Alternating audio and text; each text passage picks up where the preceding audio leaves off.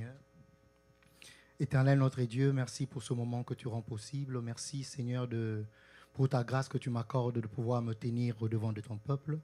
Je me remets moi-même entre tes saintes bonnes mains. Je me dispose afin que par ton esprit éternel que tu agisses au travers moi. Utilise, Seigneur majestuel, mes paroles, éternel, ô Dieu, Yahweh, avec l'objectif de pouvoir bénir quelqu'un, avec l'objectif de pouvoir, éternel, ô Dieu, récalibrer quelqu'un, avec l'objectif, ô Père de gloire, d'enseigner quelqu'un. Saint-Esprit de Dieu, de la même manière que tu mouvais aux surfaces des eaux dans le commencement, je te prie de prendre la liberté de pouvoir te mouvoir en ces lieux.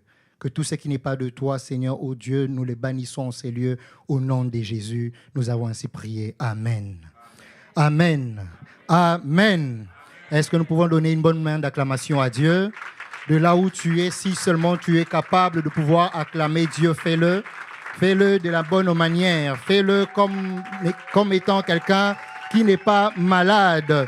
Bien-aimé, j'aurais compris si tu étais malade. Mais si tu ne l'es pas, tu acclames bien ce soir parce que le Dieu pour qui tu es venu ce soir attend tes acclamations. Il veut de tes acclamations. Tes acclamations font du bien à Dieu. Autant sa présence te fait du bien, tes acclamations font du bien à Dieu. Voilà pourquoi nous allons dire, nous n'allons pas priver à Dieu de ses acclamations. Ces acclamations ne sont pas destinées à un homme, mais nous le donnons à Dieu parce que nous reconnaissons qui il est pour nous et nous savons que si nous sommes aujourd'hui présents, c'est par sa grâce, c'est pour lui, c'est par lui et par les moyens de l'Esprit Saint. Amen. Que le Seigneur nous bénisse, nous pouvons prendre place. Je bénis le Seigneur pour la grâce qu'il m'accorde de pouvoir me tenir devant vous ce soir. C'est nullement par ma propre volonté, c'est le choix de Dieu. Amen. Je veux reconnaître que c'est la grâce que le Seigneur m'accorde et rapidement aussi dire merci au pasteur pour la confiance que vous témoignez à l'endroit de ma petite personne. Merci aussi au pasteur Nathalie pour les prières qui nous accompagnent, qui d'ailleurs, grâce à elle, nous sommes capables de pouvoir nous tenir en ces lieux de cette estrade. Merci aussi à vous, peuple de Dieu, qui avez bravé le froid. Je sais que dehors, ce n'est pas la joie, il fait un peu plus froid, mais vous avez montré que vous aimez Dieu. Amen. Et que la bénédiction qui est attachée au fait de pouvoir rester dans la présence de Dieu soit accordée à chacun d'entre nous ce soir, au nom de Jésus. Et comme le pasteur l'a si bien dit, nous commençons une nouvelle série d'enseignements. Nous parlons d'un thème merveilleux, un thème fabuleux. Nous parlons de la puissance. Le thème que nous allons aborder ce soir, c'est impacté par la puissance des dieux. Amen. Impacté par la puissance des dieux. Et nous avons pu puiser ce thème dans le livre de 1 Corinthiens, que j'aimerais lire pour nous en commençant. 1 Corinthiens chapitre 2, le verset 3 jusqu'au verset 4. La Bible dit, je veux lire dans ma version Louis II, « Moi-même j'étais auprès de vous dans un état de faiblesse, de crainte et de grand tremblement, et ma parole et ma prédication ne reposaient pas sur des discours persuasifs de la sagesse, mais sur une démonstration d'esprit et de puissance. Verset 5, afin que votre foi fût fondée, non sur la sagesse des hommes, mais sur la puissance des dieux. Amen. Et en guise d'introduction, j'aimerais prendre avec nous Matthieu. Matthieu 28. Passage que nous connaissons fort bien, Matthieu 28, le verset 19. Ici, c'est le Seigneur Jésus qui parle. Il dit, « Allez, faites de toutes les nations des disciples, les baptisant au nom du Père, du Fils et du Saint-Esprit, et enseignez-leur à observer tout ce que je vous ai prescrit. » Amen. Pourquoi je prends ce passage? Pourquoi je commence avec ce passage? C'est parce que lorsque nous lisons ce passage, nous comprenons que le Seigneur Jésus, étant sur le point de partir, c'est-à-dire de monter vers le Père, après qu'il ait apparu à plusieurs reprises aux disciples, il les rassemble et il leur parle. Il leur donne, je vais dire, sa dernière volonté, s'il faut le dire comme ça. Parce que nous savons que les paroles les plus importantes d'un homme sont celles qui sont dites avant son départ. Amen. Avant que la personne ne s'en aille, ce que la personne dit est considéré comme étant les paroles les plus importantes. D'ailleurs, il y a une expression que nous utilisons, nous disons « ses dernières volontés ». Amen. J'aimerais que nous puissions prendre cela comme ça, pour comprendre que le Seigneur, avant de s'en aller, les instructions dernières qu'il donne à l'Église ou encore aux disciples, il leur dit « allez ». Faites de toutes les nations des disciples. En d'autres termes, c'est comme si le Seigneur était en train de dire à ses disciples, allez impacter, allez influencer toutes les nations. Et que votre influence ne puisse pas s'arrêter seulement au niveau de là où vous demeurez. Que cette influence ne s'arrête pas seulement au niveau de votre famille. Que cet impact ne s'arrête pas seulement au niveau de ton quartier. Le Seigneur est en train de dire à une personne que ton impact ne doit pas se limiter seulement au niveau de tes collègues. Ton impact ne doit pas se limiter seulement au niveau de ta famille. Ton impact doit se tendre jusqu'aux nations. C'est ce que veut le Seigneur. Il dit impacter, influencer les nations.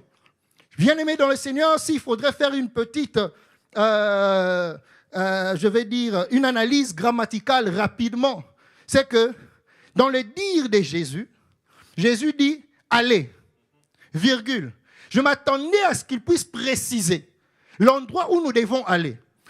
Lorsque vous lisez ce passage, ce verbe « aller » n'est pas suivi ou encore accompagné d'une destination précise. Le Seigneur n'a pas dit « aller à tel endroit ». Il dit simplement « aller ».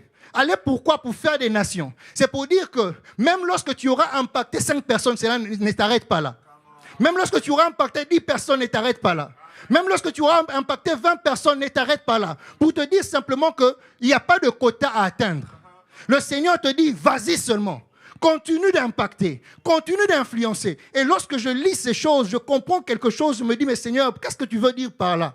Le Seigneur est en train de dire que ton impact ne puisse pas souffrir d'une quelconque limitation.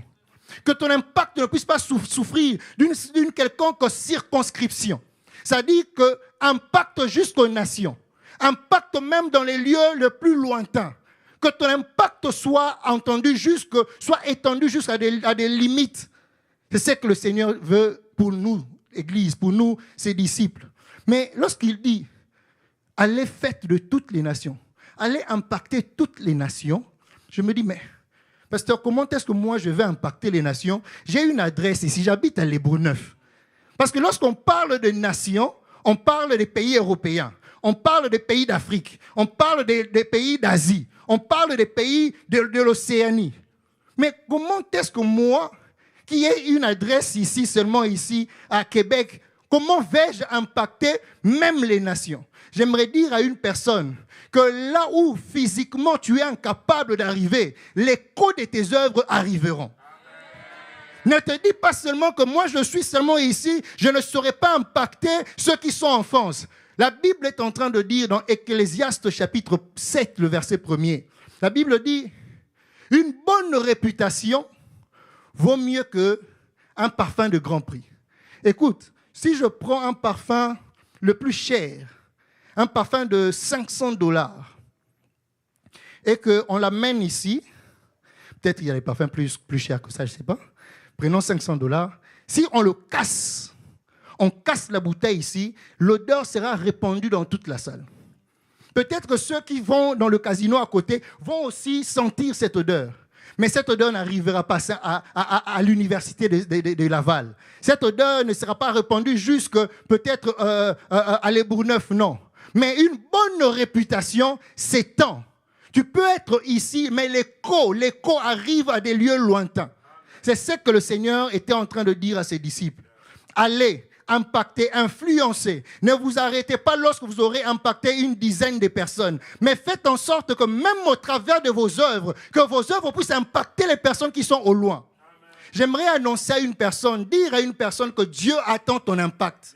Dieu attend que tu impactes. Dieu attend que ton impact arrive dans les lieux les plus reculés. Dieu attend à ce que ton impact arrive, même dans les lieux lointains. C'est ce que désire le Seigneur. Aller impacter toutes les nations. Mais nous allons nous dire, comment donc impacter? Comment vais-je faire si réellement je désire atteindre les nations? Comment vais-je faire si réellement je désire impacter les personnes d'autres nations? La réponse est que c'est par la puissance des dieux. La puissance des dieux dont nous parlons ici comme thème, c'est la réponse à ta question. La puissance, l'impact par la puissance des dieux est la réponse à la question que nous nous sommes posée. Comment arriver à atteindre les personnes, les nations qui sont éloignées? Amen. Et ce passage que nous avons lu de 1 Corinthiens, parce que je dois regarder par ici. Ok. Je vais faire vite. Je dois courir. Alors, dans le passage que nous avons lu de 1 Corinthiens chapitre 2, versets 4 à 5, j'ai essayé, pendant que j'étais en train de méditer, la version parole vivante m'a plu. La Bible dit, ce même passage, la Bible dit, mon message n'avait certes rien d'un discours éloquent ou d'un raisonnement habile. Je n'ai pas voulu vous convaincre par des paroles persuasives ou des arguments subtils. Si ma prédication agissait en vous, elle ne le devait ni aux artifices du langage, ni à des raisonnements propres à entraîner l'adhésion des gens. Toute mon efficacité était due à l'action manifeste et puissante de l'Esprit de Dieu. Amen. Pourquoi Paul dit cela? Pourquoi Paul écrit aux Corinthiens en leur disant que mon message et ma parole ne reposaient pas sur la sagesse humaine? C'est parce que Corinthe, en tant que ville, Corinthe à l'époque, c'était une ville prospère. C'était une ville riche. C'était une ville qui attirait diverses populations. C'était une ville auprès de laquelle venaient les gens de partout. Et Corinthe était une ville aussi, on va dire, cosmopolite. À cette époque, elle était imprégnée de cultures grecques et romaines. Ça veut dire qu'il y avait les gens de partout. Et il y avait une forte influence. Et c'est de cette influence d'ailleurs que Paul parlera dans 1 Corinthiens chapitre 12, lorsqu'il dit « Ne vous conformez pas au siècle présent ».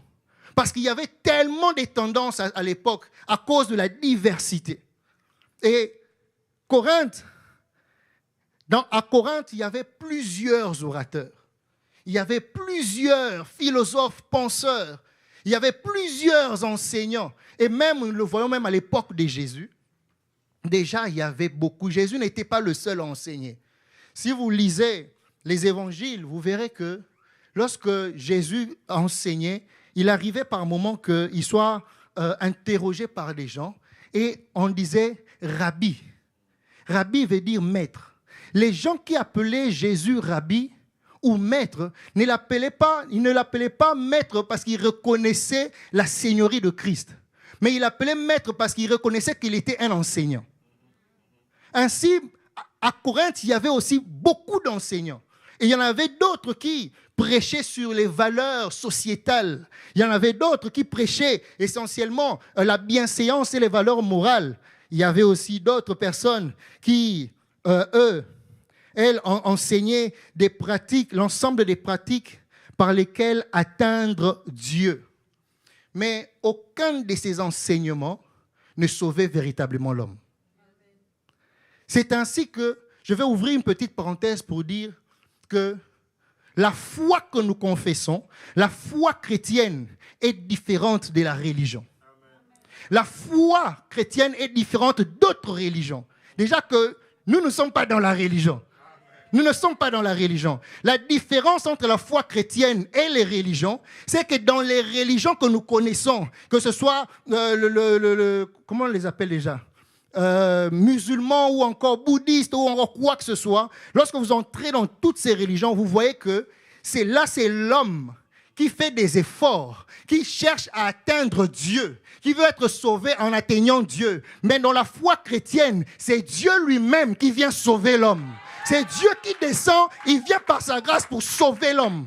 C'est-à-dire que dans la foi chrétienne, nous ne pratiquons pas la religion, mais nous entretenons une relation.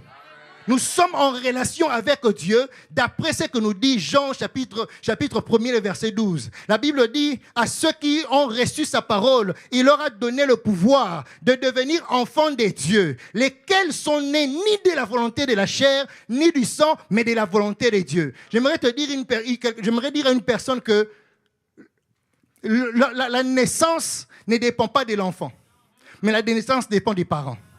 Cela veut dire que si nous sommes nés de Dieu, c'est par la volonté de Dieu. Ce n'est pas nous qui avons décidé de devenir des enfants de Dieu, mais c'est Dieu qui a fait de nous ses enfants. C'est ça, bien aimé, dans le Seigneur, la différence entre toutes ces choses. Et seule la foi chrétienne sauve. L'ensemble des pratiques pour atteindre Dieu ne sauve pas. Il faut que Dieu t'accorde la grâce. Et dans ces villes, il y avait toutes ces choses. Vous allez souffrir avec moi. Je regarde mon temps. Et il y avait toutes ces choses. Alors qu'il y avait tous ces orateurs, il y avait tous ces philosophes, ces penseurs. Paul maintenant arrive à Corinthe. Il regarde toutes ces choses. Et dans sa lettre, après être venu, il est reparti. Mais dans cette lettre que nous lisons, Paul est en train de dire, vous savez, la manière dont je me suis présenté devant vous, j'étais même faible. J'étais même dans la crainte, dans un grand tremblement. Mais mon message, ma prédication ne reposait pas sur la sagesse humaine, mais cependant, elle reposait sur une démonstration de l'esprit et de puissance. Mais pourquoi donc ? Il dit, afin que votre foi, parce que la finalité, ce n'est pas pour moi de récolter des lauriers. La finalité, quand je parle de ces choses, ce n'est pas pour que vous me voyiez Paul. Ce n'est pas pour que vous m'appréciez Paul. Lorsque je dis ces choses, lorsque je manifeste la puissance de Dieu, c'est afin que votre foi ait pour fondement la puissance de Dieu. Cela veut dire, même Paul est en train de dire, si j'ai manifesté cette puissance, l'objectif premier, c'était que votre foi soit basé sur la puissance de Dieu. J'aimerais dire à une personne que le surnaturel est réel. Le surnaturel est réel et nous devons aimer le surnaturel. Nous devons aimer le surnaturel. Nous devons, bien aimer dans le Seigneur, chercher à vivre le surnaturel. Tu dois prier en tant qu'enfant de Dieu, n'est pas seulement vivre une vie chrétienne, on va dire passive, une vie chrétienne nonchalante, mais tu dois désirer vivre, expérimenter le surnaturel. Le surnaturel est autant réel que le naturel. Autant, bien aimé, nous vivons le naturel, le surnaturel aussi est réel. Et c'est donné à quiconque désire cela. J'aimerais dire à une personne, ce n'est pas des choses qui sont propres aux enseignants. Ce n'est pas des choses qui sont propres aux prédicateurs. Ces choses, les surnaturels, est aussi à ta portée. Tout simplement désire cela.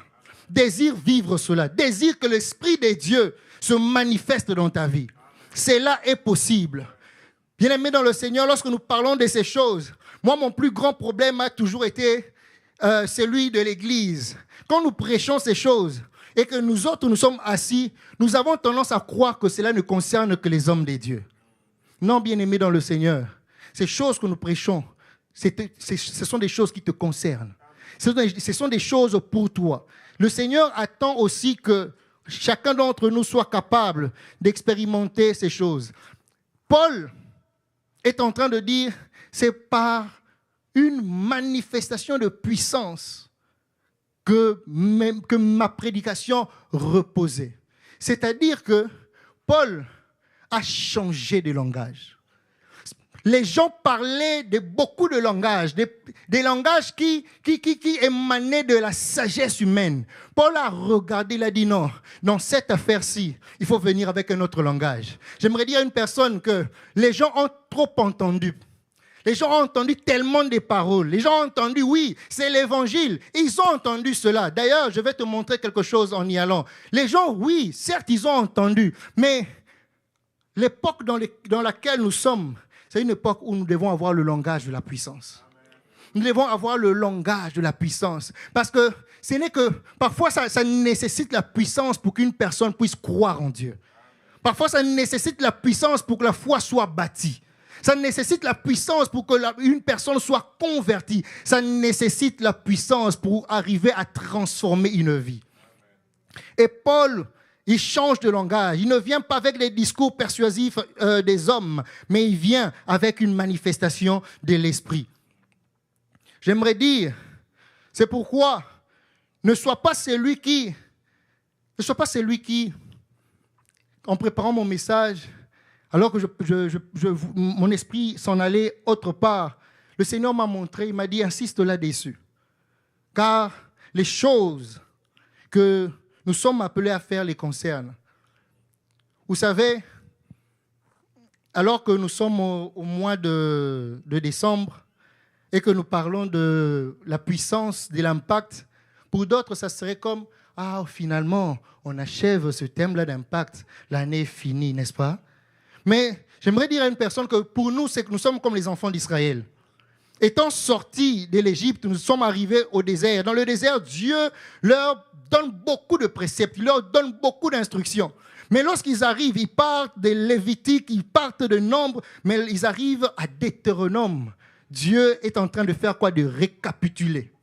Dieu est en train de parler encore. Il parle encore des choses qu'il avait déjà dites. Comme pour dire que vous êtes sur le point d'entrer dans quelque chose de grand. Vous êtes sur le point d'entrer dans possession de quelque chose de triomphant. J'aime bien que vous rappelez ces choses, de sorte que vous ne les oubliez pas, de sorte que une fois que vous serez entrés dans cette terre que vous ai promis, que vous puissiez les pratiquer. J'aimerais dire à une personne que l'impact ne finit pas seulement en 2025. Nous allons impacter aussi en 2026. L'impact, ce n'est pas seulement, ça ne finit pas en décembre. J'aimerais voir quelqu'un en train de marcher en 2026, en train d'impacter encore. Janvier arrive, tu rencontres tes collègues de l'école, tu les impactes. Tu rencontres tes collègues de travail, tu les impactes. Parce que l'impact, bien aimé, ne finit pas.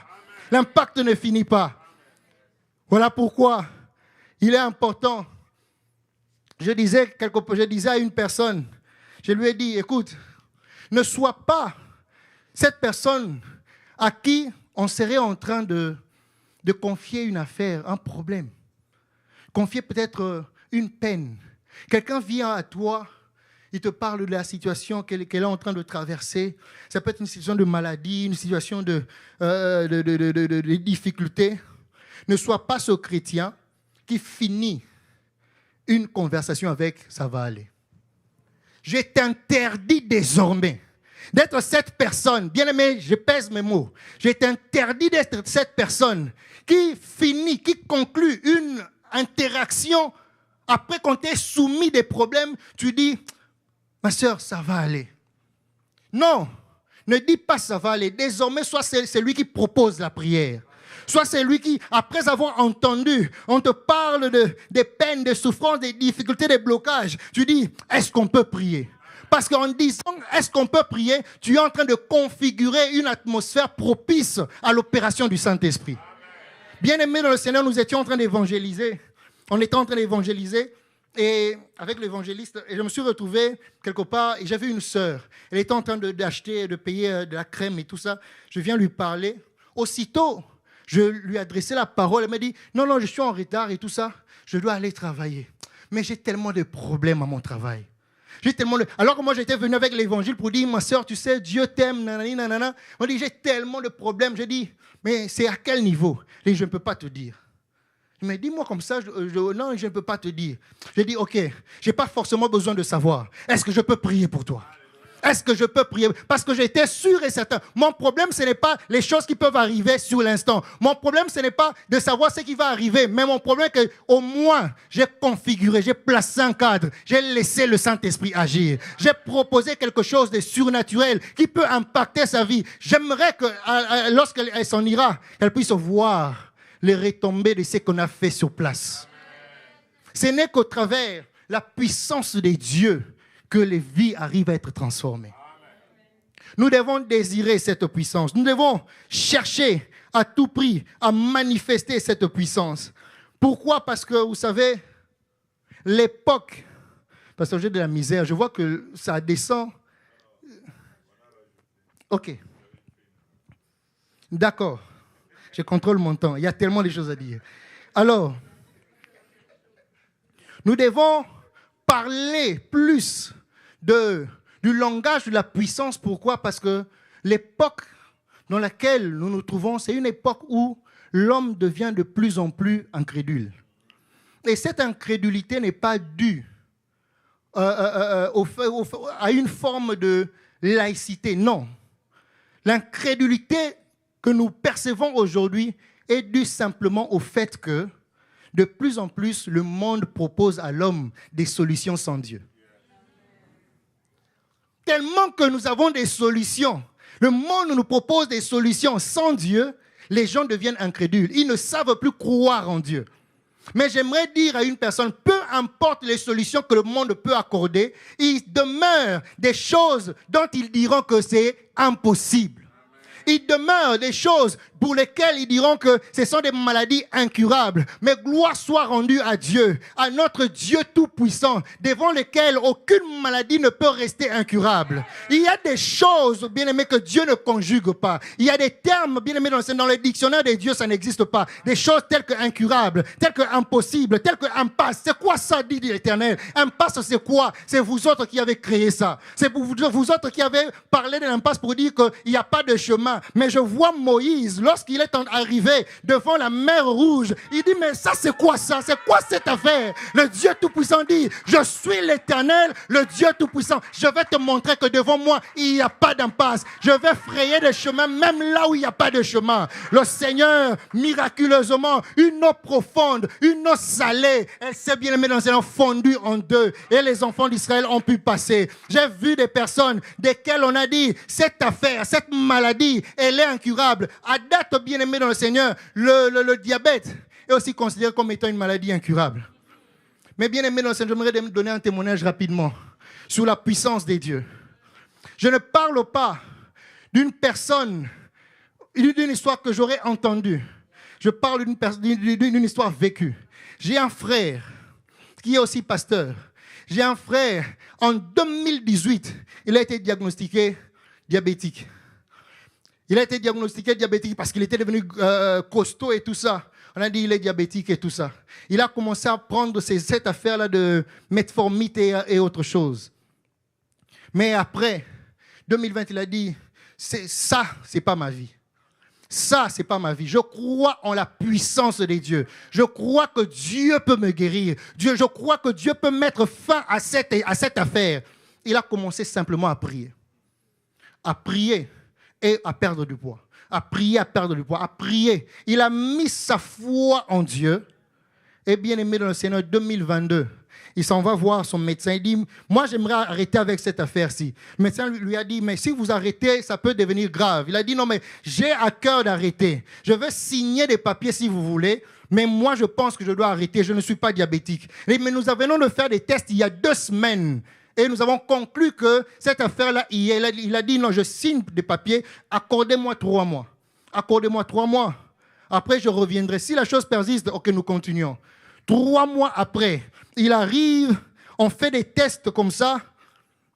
La dame lui pose la question. Au lieu de dire qu'on ne voit plus le diabète ou encore la montée de sucre, il ne dit pas des choses qu'il a constatées. Il dit, monsieur, qu'avez-vous fait? Qu'avez-vous fait? Qu'est-ce que monsieur vous avez fait? Je n'ai rien fait, j'ai cru en Dieu. J'ai cru simplement en l'Éternel. J'ai cru au Dieu Tout-Puissant. Bien-aimés dans le Seigneur, la puissance des dieux est réelle et nous devons la manifester. La manifester dans nos maisons, la manifester dans nos familles. Je disais tantôt, les gens ont tellement entendu des choses et des choses et des choses, mais ils ont soif de vivre Dieu. Ils attendent de vivre Dieu. Et les personnes qui peuvent manifester Dieu, c'est nous. Les personnes qui peuvent manifester la puissance des dieux, c'est nous. J'aimerais dire à une personne que, regarde, ne te regarde pas tel que tu es. Tu es l'instrument des dieux par excellence. Quitte à toi seulement de te disposer. Quitte à toi seulement de te dire, je veux désormais être ce jeune, ce papa, cet homme qui manifeste la puissance, qui arrête de parler. Parce que par moments, bien aimé dans le Seigneur, on doit arrêter de parler. on doit arrêter de parler. On doit manifester. Parce que si on parle, on risque d'être catégorisé dans le même lot. Or que nous ne sommes pas dans ce lot-là. Nous avons Dieu. Nous marchons avec Dieu. Nous sommes les vecteurs de la puissance de Dieu. Et bien aimé dans le Seigneur, ne sois pas celui qui meurt avec la puissance. Sois celui qui manifeste la puissance. Tu n'es pas cette personne, tu n'es pas ce conteneur, tu n'es pas ce verre ou encore ce vase que Dieu a rempli pour rien. Je disais, l'autre prédication, un certain dimanche, je disais, Dieu, beaucoup de gens prient, Seigneur, remplis-moi, remplis-moi. Mais le Seigneur va dire, je te remplis comment tu en as déjà. Déverse d'abord, je te remplirai ensuite. Déverse ce que tu as, je te remplirai encore. Nous devons manifester le langage de la puissance. Et Paul, je réitère, il dit, je ne suis pas venu auprès de vous. Ma prédication, mon message ne reposait pas sur des discours persuasifs de la sagesse humaine, mais par une démonstration de l'esprit et de puissance. J'aimerais que nous puissions lire Luc chapitre 5, le verset 1er jusqu'au verset 8. Luc 5, le premier verset. La Bible dit, comme Jésus se trouvait auprès du lac de Génézareth et que la foule se pressait autour de lui pour entendre la parole de Dieu, il vit au bord du lac 2 barques d'où les pêcheurs étaient descendus pour laver leurs filets. Il monta dans l'une des barques qui était à Simon. Il le pria de s'éloigner un peu de terre. Puis il s'assit de la barque, il enseignait la foule. Lorsqu'il eut cessé de parler, il dit à Simon, « Avance en plein eau et jetez vos filets pour pêcher. » Simon lui répondit, « Maître, nous avons travaillé toute la nuit sans rien prendre, mais sur ta parole, je jetterai le filet. » L'ayant jeté, ils prirent une grande quantité de poissons et leurs filets se rompaient. Ils firent signe à leurs compagnons qui étaient dans l'autre barque de venir les aider. Ils vinrent et ils remplirent les 2 barques au point qu'elles s'enfonçaient. Quand il vit cela, Simon-Pierre tomba aux genoux de Jésus et dit, « Seigneur, retire-toi de moi parce que je suis un homme pécheur. » Amen. Dans cette histoire, nous voyons un homme qui exerce son métier. Simon est un pêcheur. Il pêche. Il sort de nuit. Il s'en va pêcher comme à l'accoutumée, s'attendant à pouvoir trouver gain de cause ou encore à avoir du poisson, parce que je ne sais pas si c'était aussi un vendeur ensuite, mais c'est que dans son métier, il pêchait des poissons. Mais cette nuit-là, il avait pêché avec ses collaborateurs et il n'avait rien reçu. Et le matin, la Bible dit, ils lavaient leurs filets. Ils lavaient leurs filets. Je ne sais pas ce que Pierre se disait, mais il nettoyait quand même son filet. Et la Bible dit, Jésus arriva, pressé par une grande foule. Jésus se met à enseigner, mais pour enseigner, il a besoin d'utiliser la barque de Simon. Il lui demande, est-ce que je peux monter? Il dit, montez, monsieur. Il monte et il lui demande de pouvoir se retirer un tout petit peu. Il se retire et de la barque, Jésus commence à enseigner. Jésus enseigne, il enseigne. La Bible dit, lorsqu'il est fini d'enseigner, il dit à Simon, va dans les eaux profondes, jeter le filet. Je vois maintenant Simon, c'est là où ça me concerne. Je vois maintenant Simon. Bien aimé, Simon était la personne qui était proche de la source de laquelle la parole était annoncée. Simon n'était pas dans le rivage. Simon était dans la barque. C'est-à-dire qu'il était proche de la source de laquelle la parole était annoncée. Sauf que cette parole n'a pas trouvé place dans Simon. Tout simplement parce que, à cause des préoccupations que Simon avait, il pouvait entendre, il pouvait être prêt, il pouvait être même à côté de Jésus. Jésus enseignant, Jésus parlant, Jésus annonçant l'évangile, Simon à côté, mais cette parole n'a pas d'effet dans Simon. Cette parole ne touche pas Simon. Ceux qui étaient au loin pouvaient peut-être dire amen, pouvaient peut-être croire. Ces paroles pouvaient peut-être susciter la foi, mais une personne qui était à côté n'avait pas la foi. La parole était annoncée à proximité, mais cette parole n'a pas trouvé la foi en Simon. Jusqu'à ce que le Seigneur dise à Simon, écoute, allez dans les eaux profondes, jetez votre filet. Mais Simon dit, Maître, nous avons péché durant toute la nuit, nous n'avons rien attrapé. Mais je me suis dit, je vois Simon qui appelle, ne connaissant pas Jésus, ne connaissant pas qui il était, il dit, Maître, nous avons péché, nous avons travaillé toute la nuit, nous n'avons pas eu du poisson. Mais il dit, à ta parole, je jetterai le filet. Maintenant, au verset 8, la Bible dit, Simon, quand il vit cela, qu'est-ce qu'il vit? Simon, Christ a parlé, Christ a annoncé, Christ a parlé de l'évangile, mais cela n'a pas suscité la foi, jusqu'à ce que Christ démontre sa puissance. Il a parlé, cela n'a pas suscité la foi. Il était à côté, il n'a pas eu la foi, jusqu'à ce que le Seigneur déploie maintenant sa puissance. Et la Bible dit, quand il vit cela, Simon tomba aux genoux de Jésus et il dit, Seigneur, retire-toi de moi. Je me suis posé la question, mais sinon, Simon, c'est quoi cette affaire? D'où vient que, en l'espace de quelques minutes, tu puisses surnommer Jésus avec deux noms différents? D'où vient? Avant, tu l'as appelé maître. Mais après que le Seigneur ait manifesté sa puissance, il ne dit plus maître, il dit Seigneur. J'aimerais dire à une personne que, bien aimé dans le Seigneur, c'est la puissance de Dieu qui changera le regard de certaines personnes. Oh, lorsque nous étions en train d'annoncer la parole, oh, il nous regardait dans notre œil. Mais lorsque nous manifestons la puissance de Dieu, il nous regarde différemment. J'aimerais dire à une personne que c'est la puissance de Dieu qui transforme. Je dis, mais Simon, tu dis maître, mais après toi-même tu deviens, tu dis Seigneur. C'est parce que la Bible dit simplement, quand il vit ces choses, le monde doit voir. Dis à ton voisin, le monde doit voir. Ne parlons pas seulement. Le monde doit voir.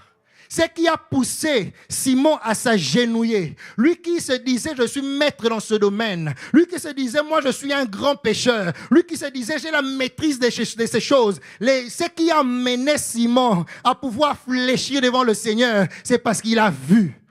C'est parce qu'il a vu la puissance déployée de Dieu. C'est parce qu'il a vu la puissance de Dieu être déployée et cela a impacté sa vie. Il a changé de langage. De la même manière, à ton sujet, on changera de langage.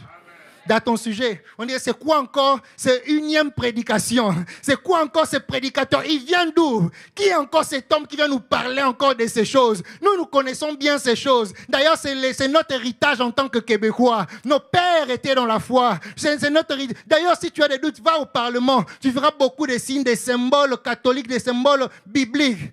Bien, mais on dira, c'est quoi encore? Nous, on connaît ces choses. Jusqu'à ce que tu manifestes la puissance de Dieu. Ils diront, ça, je n'avais jamais connu ça avant. Nos pères nous ont parlé de ces choses, des choses de Dieu, mais ce que je vois me pousse à croire en ton Dieu.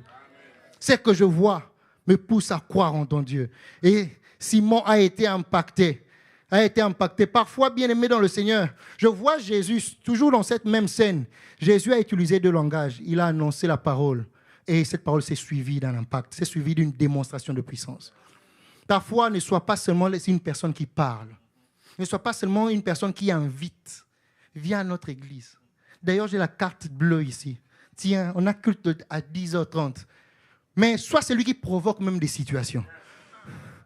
Ça va dans ta vie? Mon cher ami, Exploit, ça va? L'école, la famille, ça va? Au pays. S'il me dit ça va, je continue. Je veux chercher seulement là où il me dit ça ne va pas. Alors je dis, frère, est-ce qu'on peut prier? Parce que je veux te dire que Jésus t'aime. Je veux te dire que Jésus sauve. Mais je veux aussi te montrer que Jésus n'est pas seulement celui qui sauve, mais il est celui qui guérit. Il n'est pas seulement celui qui sauve, il est celui qui change les situations. Il n'est pas seulement celui qui promet la vie éternelle, mais il est celui qui donne de nouvelles couleurs à une vie. Il est celui qui restaure. Et je veux te le montrer par la puissance des dieux. Par la puissance des dieux. Par la puissance des dieux. Bien-aimés dans le Seigneur, il est très, très, très important que nous puissions avoir le langage des dieux, le langage de la puissance. Et je vais rapidement tomber sur le pourquoi. Je vais essayer avec nous de répondre à la question de savoir pourquoi impacter par la puissance des dieux. Alors que nous disons oui, nous devons impacter, mais pourquoi donc? Pourquoi impacter par la puissance des dieux? Premièrement, c'est pour révéler l'identité des dieux. Amen. C'est pour révéler l'identité des dieux. Genèse chapitre 12, le verset 1er, la Bible nous dit que l'Éternel dit à Abraham, sors de ta nation, de la maison de ton père, de ta patrie, va dans le lieu que je te montrerai. Bien-aimé, Abraham avait la connaissance d'un Dieu qui s'appelait Éternel. Éternel veut dire, c'est lui qui est en dehors du temps. C'est lui qui ne meurt pas. C'est lui qui ne subit pas les effets du temps. C'est lui qui est hors le temps. Et Abraham a marché 24 années durant en ayant pour connaissance des dieux qu'il est l'Éternel. Mais arrivé dans Genèse chapitre 17, le Seigneur vient maintenant, il dit à Abraham, tu ne dois pas te limiter seulement à me connaître comme étant le Dieu qui ne subit pas les effets du temps, mais je me révèle aussi à toi comme étant El Shaddai, le Dieu Tout-Puissant. Et Abraham, pendant 24 années, il connaissait seulement les dieux qui étaient en dehors du temps. Mais là, il découvre une autre facette des dieux. Qu'il n'est pas seulement celui qui ne subit pas les effets du temps, mais il est aussi le Dieu Tout-Puissant. J'aimerais dire à une personne, c'est notre responsabilité. Pourquoi il y a des gens qui ont la seule connaissance des dieux comme étant le Dieu qui règne, les dieux du commencement, les dieux éternels. C'est à nous de montrer, de révéler cette autre identité des dieux. Il n'est pas seulement le Dieu éternel, il est aussi le Dieu Tout-Puissant. Il n'est pas seulement le Dieu qui règne, il est aussi le Dieu qui guérit. Il n'est pas seulement le Dieu qui vit dans le ciel, il est aussi le Dieu qui opère sur la terre. Il n'est pas seulement le Dieu que nous prions, il est aussi le Dieu qui est proche de toi. Il n'est pas seulement le Dieu que nous annonçons, il est aussi un Père. Il est tout puissant et rien n'est incapable à Dieu, rien n'est impossible à Dieu. Dieu est celui qui fait des choses que l'œil n'a pas vues. Il est celui qui fait des choses dont nous ne soupçonnons même pas l'existence. Dieu est celui qui est capable d'étendre sa main et d'extirper la maladie dans un corps. C'est ça, El Shaddai. C'est ça, le Dieu Tout-Puissant. Et c'est à nous, au travers de nous, de pouvoir impacter les autres. Oui, nous allons impacter financièrement, mais nous allons aussi impacter par la puissance. Afin que le monde sache. Parce qu'autour de nous, il y a beaucoup qui ont la connaissance des dieux, cette connaissance qu'ils ont appris du catéchèse. Cette connaissance qu'ils ont appris parce que leur père, à ces époques, fréquentait l'église catholique. C'est la seule connaissance qu'ils ont des dieux. Mais ils ne connaissent pas Dieu dans cette facette. Et c'est nous les instruments des dieux. Nous devons manifester la puissance des dieux pour les impacter. Et deuxième chose, pourquoi impacter par la puissance des dieux? C'est pour attester que nous venons de sa part. Nous impactons avec la puissance des dieux afin que les gens sachent. C'est pour attester que nous venons de la part des dieux. Exode chapitre 4, nous n'allons pas lire. Exode 4, le verset 1er jusqu'au verset 9. Là, Dieu est en train de parler à Moïse. Dieu donne un mandat à Moïse. Moïse reçoit un mandat qu'il doit exercer. Moïse reçoit une mission de la part des dieux. Il est détenteur d'une bonne nouvelle. La nouvelle est qu'il doit annoncer aux enfants d'Israël que le Dieu d'Abraham, le Dieu d'Isaac, le Dieu de Jacob, le Dieu de vos pères m'est apparu. Et il me fait savoir que, à votre intention, il veut vous délivrer. Il est porteur d'un message. Le Seigneur lui dit, va vers le peuple d'Israël, va vers le fils de Jacob. Mais au verset 1er du chapitre 4, regarde ce que Moïse dit. Moïse dit, ils ne m'écouteront pas. Et ils diront que l'Éternel n'était pas apparu. Et Dieu lui dit, si par cette parole, ils ne croient pas, ils croiront au signe que je te donnerai. Ils croiront à la puissance. Dieu lui dit, qu'est-ce que tu as entre tes mains? Il dit, non, j'ai un bâton. Il dit, jette-le par terre. Il le jette par terre, le bâton devient un serpent. Même Moïse, il fouille son propre bâton. Dieu lui dit, non, prends-le par la queue. Il le prend et ça devient un bâton. Il dit, je ne veux pas te laisser avec un seul signe. Parce que quand je parle de signes, je parle de ce qui est surnaturel. Quand je parle de signes, je parle de ce qui est, je parle de la puissance des dieux, de la puissance de l'esprit. Il dit, je te donne un autre signe. Okay? Mets ta main, introduis-la en ton sein. Et lorsque Moïse le fait, il sort sa main. La main devient comme une main qui était attachée à la lèpre.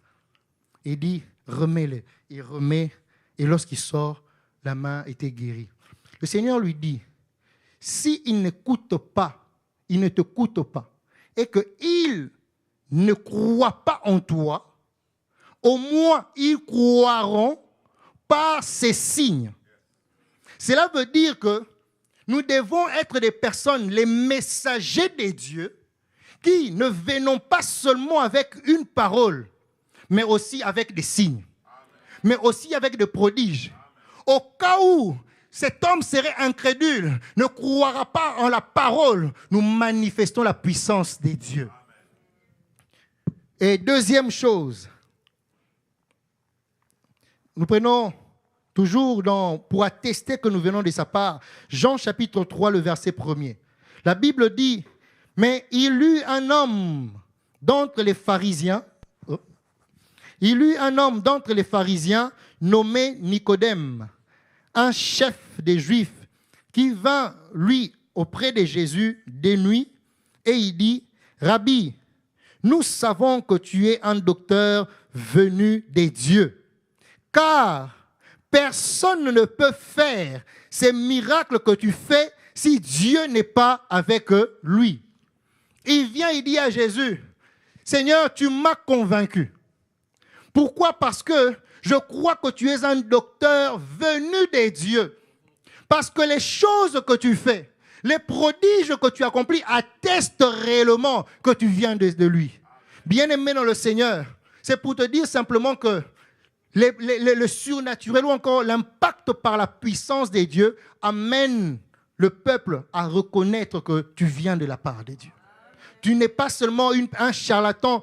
Tu t'es réveillé matin, tu t'en vas annoncer la parole de Dieu. Tu sais qui tu annonces. Tu sais le Dieu pour qui tu parles. Il est le Dieu des grandes choses. Troisième chose, pourquoi impacter par la puissance des dieux? C'est pour affirmer que Dieu est le même. C'est pour affirmer que Dieu est le même. Juge chapitre 6, versets 12 à 13. C'est une histoire que nous connaissons. Dans ce passage, il est question d'un jeune homme. Il est question d'un jeune comme les nôtres ici à la maison de la Restauration, qui s'est trouvé en train de battre son froment et tout. Et la Bible dit que l'ange de l'Éternel apparut à Gédéon, lui parla ainsi, vaillant héros, l'Éternel est avec toi. Mais regarde maintenant la réplique de cet homme à qui l'on annonce une bonne nouvelle. Il dit, ah mon Seigneur, si l'Éternel est réellement avec moi, où sont les prodiges que nous racontent nos pères lorsqu'ils nous disent que l'Éternel ne nous a-t-il pas fait sortir d'Égypte? Bien, mais la réponse de Gédéon m'amène à comprendre une chose. C'est ce que Gédéon fait partie d'une génération qui a entendu Dieu, qui a entendu des choses au sujet des dieux, mais qui n'ont jamais vécu Dieu. C'est une génération de personnes à qui l'on a parlé peut-être de l'évangile. Ils ont entendu, leur père leur parlait de Dieu, que c'est un Dieu miraculeux, c'est un Dieu des choses grandes, mais qui n'ont jamais expérimenté cela. il y a beaucoup de gens ici, à Québec, au Canada, des gens qui ont la connaissance, qui savent au moins, même si ils sont athées, même s'ils sont incrédules, mais reconnaissent qu'il existe un Dieu. Et ils aiment dire, comme dans mon cours d'anthropologie, on disait, l'homme, nous savons que Dieu n'existe pas, mais il existe une force transcendantale. Ils reconnaissent au moins qu'il y a une force transcendantale, mais ils n'ont jamais expérimenté cela. Il est de la génération des personnes à qui l'on a dit, vous savez, nous, autrefois, nous étions en Égypte. Oh, nous, autrefois, nous étions esclaves, mais par la puissance des dieux. On leur parle de la puissance des dieux. On leur raconte des choses. La mer a été fondue en Dieu, non pas une fois, mais 2 fois. Nous avons mangé de la manne. Nous avons fait des choses. Ce sont des enfants qui ont entendu des choses. Mais, heureusement, gloire soit rendue à Dieu, parce que même lorsque 2025 prend fin, ils connaîtront le Dieu Tout-Puissant. Pourquoi? Parce que nous sommes de ceux qui allons sortir de cette porte pour aller annoncer un Dieu puissant. C'est lui qu'eux avaient entendu parler. C'est lui qu'eux avaient entendu qu'il avait fait des choses. Maintenant, nous attestons qu'il est le même. Il est le même qui avait fait des choses hier. Il est le même qui fait aussi les choses maintenant. Il est capable de faire des choses aujourd'hui. Il n'a pas changé. Nous devons impacter par la puissance afin d'attester que Dieu est le même, pour affirmer qu'il est le même. 4e chose, pour ramener le cœur des fils vers le Père. Pourquoi impacter par la puissance de Dieu? C'est afin de ramener le cœur des fils vers le Père, même le cœur incrédule, même le cœur rempli d'athéisme, même le cœur parce que Dieu a besoin d'eux. En lisant Actes chapitre 18, je vois Paul annonçant l'évangile. Actes chapitre 18, Paul annonce l'évangile, on dit qu'on le contestait, au point on l'insultait. Les gens ne voulaient pas entendre de sa parole. Et alors que Paul était presque découragé, Dieu lui dit, ne t'en fais pas. Ne t'en fais pas. Continue. Pourquoi? Parce que j'ai un grand peuple ici. Mais de quel peuple il s'agit? Des mêmes personnes qui contestent la parole de Dieu. Dieu dit que j'ai un grand peuple ici. Donc, continue.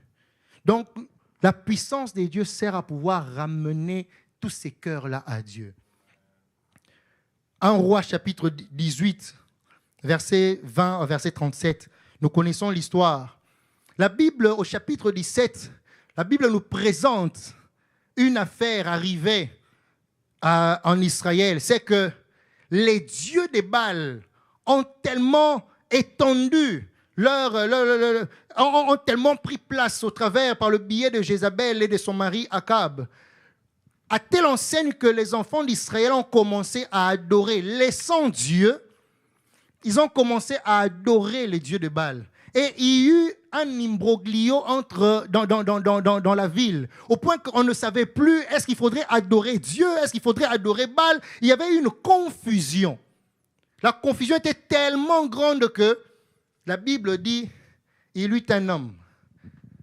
Élie, ce qui est bizarre, c'est qu'on n'a même pas parlé de son père, de sa mère, de qui que ce soit. On dit Élie le Tishbite, il est venu. Il a lancé un défi. Au chapitre 18, il dit à Akab, pour que aujourd'hui, que désormais, que nous reconnaissions entre l'Éternel et Baal, qui est Dieu, je lance un défi. Lorsque vous lisez cette histoire, bien aimé, Élie n'a pas ramené le cœur des fils au travers des discours. Mais le défi consistait à manifester la puissance des dieux. Le défi consistait, c'est-à-dire que le Dieu qui manifestera sa puissance, c'est le vrai Dieu. Élie a emmené ce peuple, comme on aime dire dans notre langage, contre mur. il a mené le peuple contre eux pour dire que là, nous allons manifester quoi? La puissance. Ce n'est que la puissance qui pourra trancher les choses. Ce n'est que la puissance qui pourra faire cesser la contestation. Ce n'est que la puissance qui pourra ramener les choses, ramener le cœur dans la droiture. Ce n'est que la puissance. Bien-aimé dans le Seigneur, même lorsque, ne te dis pas, moi, ces affaires-là de surnaturel, là, les affaires des puissances, là, il y a tellement de charlatans que moi, tu vois, moi, ces affaires-là, je n'aime pas. Bien-aimé, ne pas croire aux choses de l'esprit, c'est mettre un fin à ton ministère. Ne pas croire aux choses surnaturelles, bien-aimé. Tu es juste en train de faire quoi? C'est comme si Dieu marchait avec toi, j'imagine avec sa longue robe. Et toi, tu es juste en train de faire quoi? De marcher sur la robe des dieux. Tu es en train de le ralentir et tu te ralentis toi-même. Ne pas croire au surnaturel, bien-aimé, c'est mettre un frein à ton ministère. Bien-aimé, tu dois aspirer à cela. Même lorsqu'il y a beaucoup de charlatans, ce n'est pas notre affaire. Cela ne doit pas nous décourager. Cela ne veut pas dire non, mais il y a des gens, moi d'ailleurs, les parler en langue, non, bien mais parle en langue. Cherche le parler en langue, même si tu as vu des gens qui parlaient en langue, mais qui au final, on a découvert qui ils étaient, ce n'est pas ton problème, l'esprit est réel. Le Saint-Esprit est réel. Bien mais aspire à ces choses. Non pas pour être vu, comme dit Paul. Non pas pour être apprécié des gens. Non pas pour chercher l'appréciation des gens. Simplement que je veux juste simplement que votre foi soit basée en la puissance des dieux. Que le Seigneur nous bénisse et qu'il bénisse sa parole.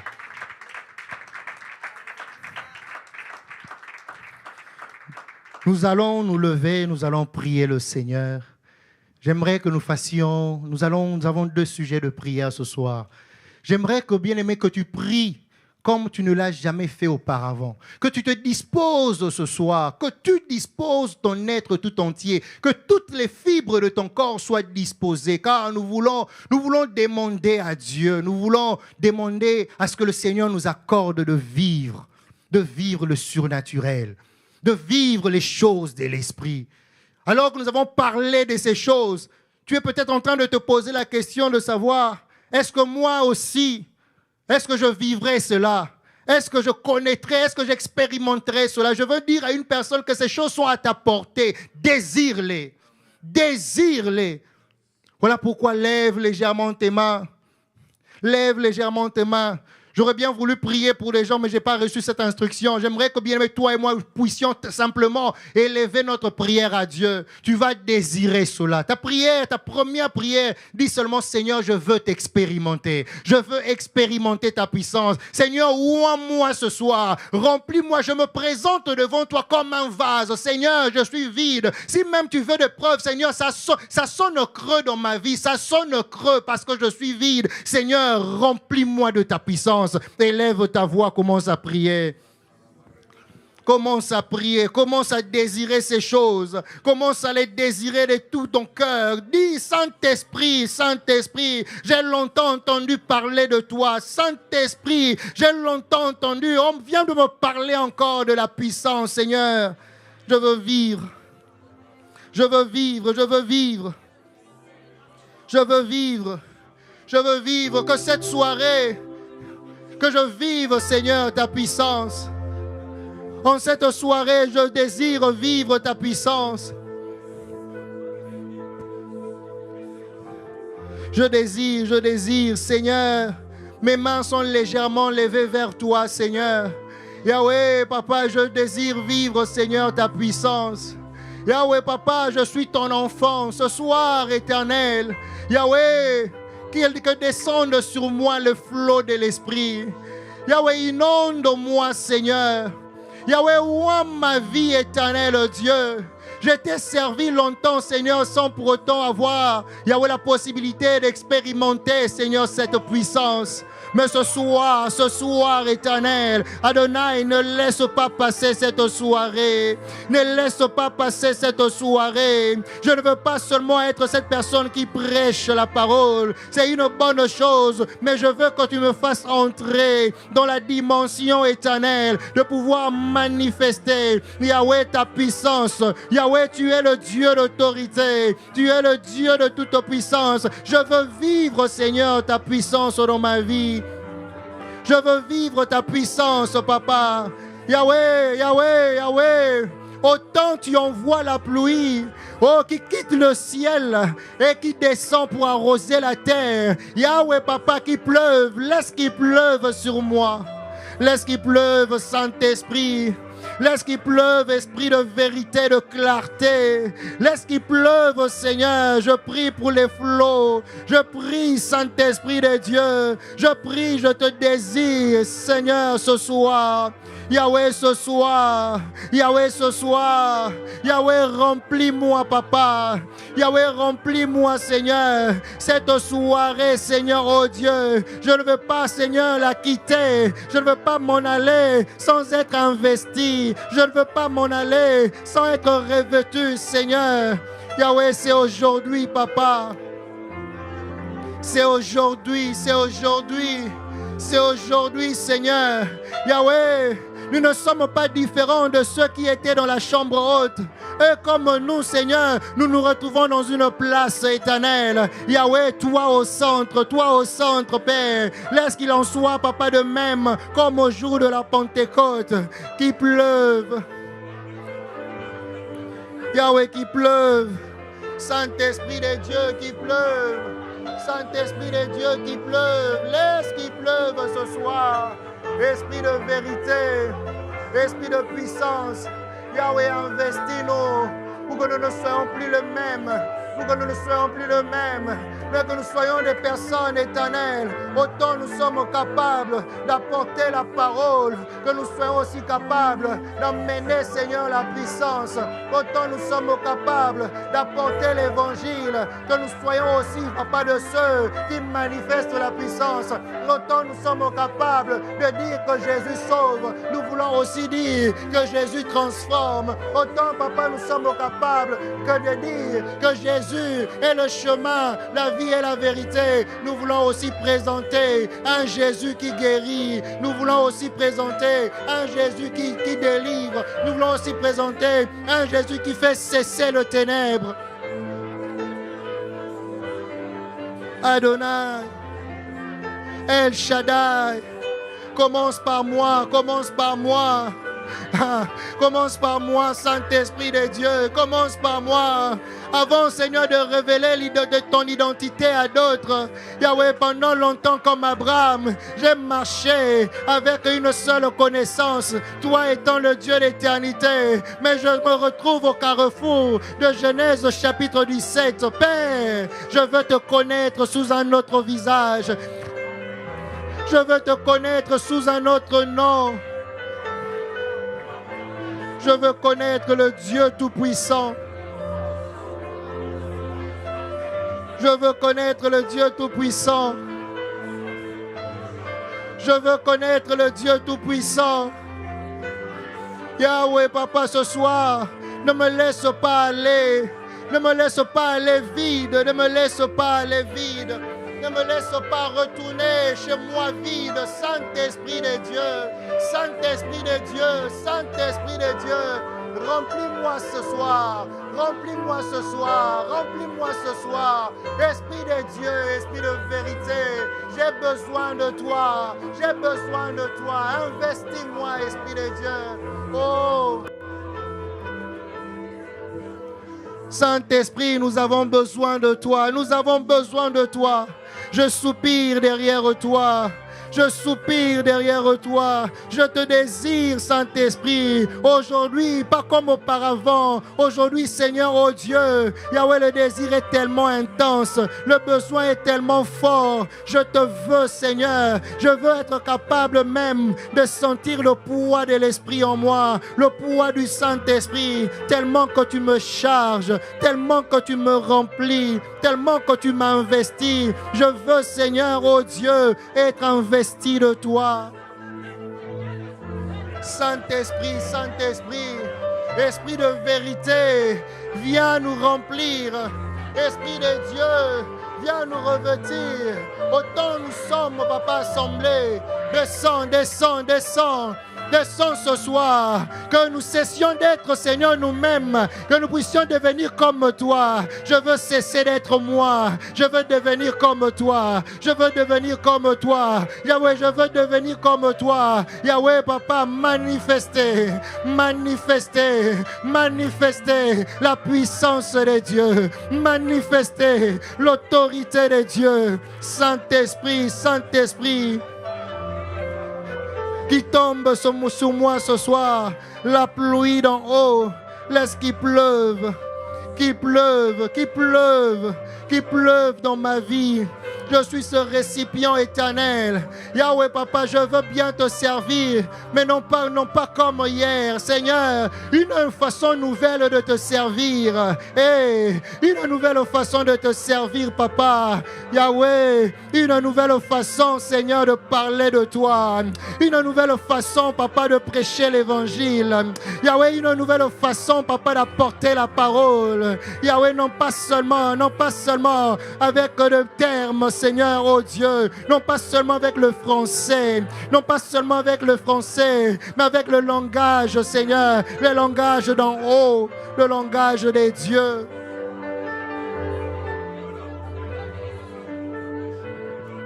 Saint-Esprit, Saint-Esprit, revais-moi, revais-moi, revais-moi, revais-moi, revais-moi, revais-moi. Remplis-moi, conduis-moi, ô Saint-Esprit de Dieu.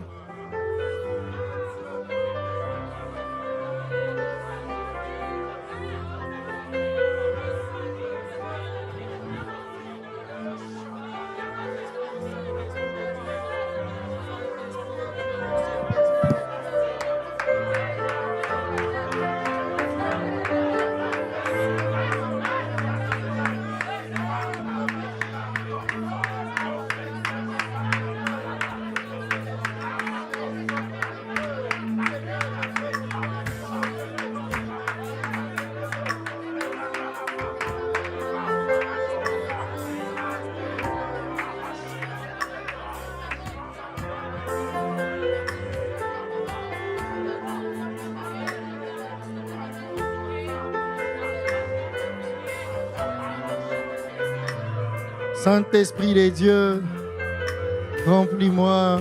Nous te voulons, oui, nous te voulons. Nous te voulons, nous te désirons ardemment. Saint-Esprit, nous voulons t'expérimenter.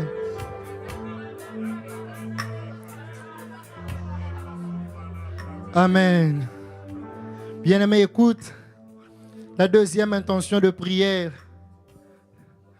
Le Seigneur dit à ceux qui étaient ses disciples, il leur dit, attendez, ne quittez pas Jérusalem, attendez jusqu'à ce que la promesse s'accomplisse. Attendez, vous dans quelques instants, dans quelques temps, vous recevrez une puissance, le Saint-Esprit survenant sur vous, et alors vous serez capable de témoigner. J'aimerais dire à une personne, tu es comme les disciples de Jésus.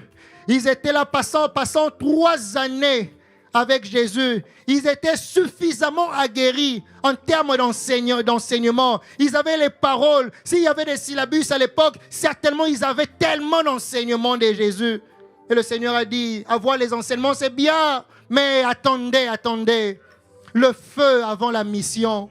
Le feu d'abord avant la mission. Avant que vous alliez dans la mission, recevez d'abord le feu. J'aimerais dire à une personne que tu ne peux pas démontrer quelque chose que Dieu ne t'a pas montré au préalable. Nous voulons prier.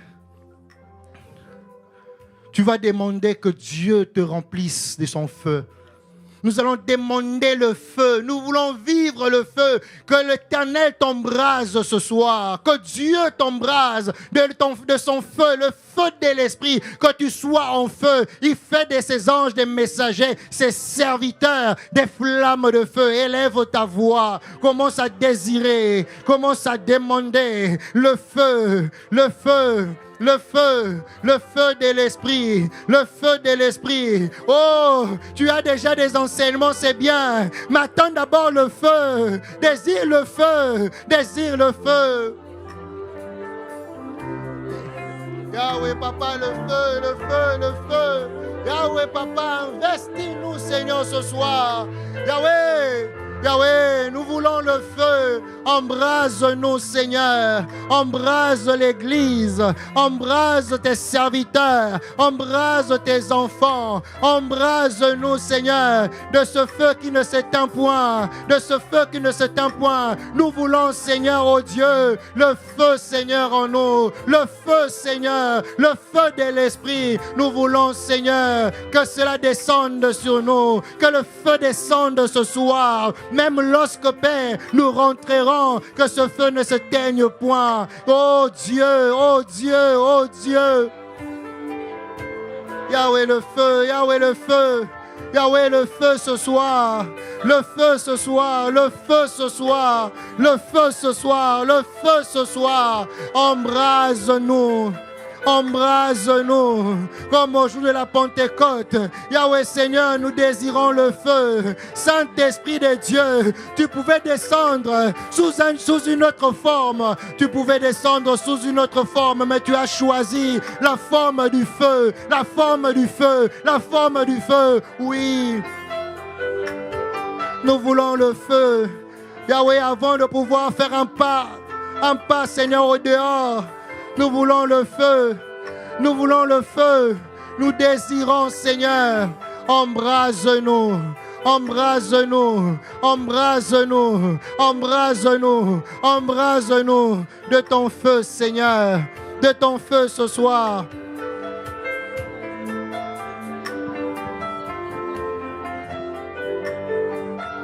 Embrase-nous.